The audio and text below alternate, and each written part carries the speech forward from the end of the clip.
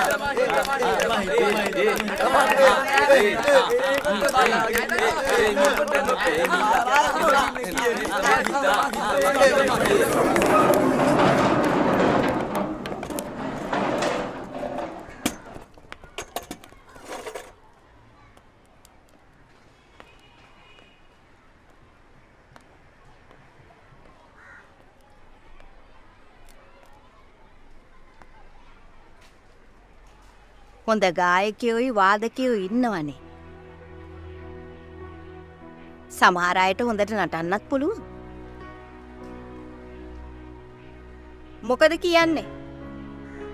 Concert එකක් කරමුද? ඒ කියන්නේ විවිධ ප්‍රසංගයක්.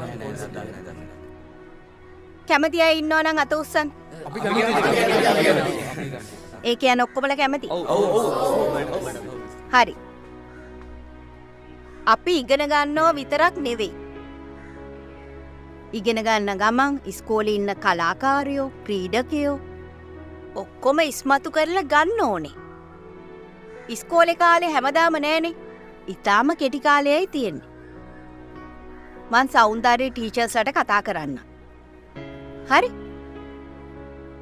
දැන් විෂයට ටීචර් කෙනෙක් නැත්නම් පොතක් බලා ගන්න ඕනේ. අනිත් පන්ති වලට ඩිස්ටර්බ් කරන්න නැතුව. හරි? හරි.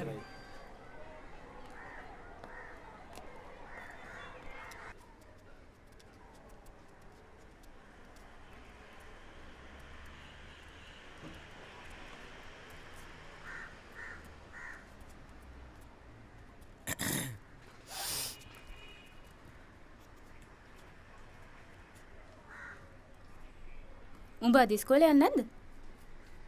වැඩක් නෑ.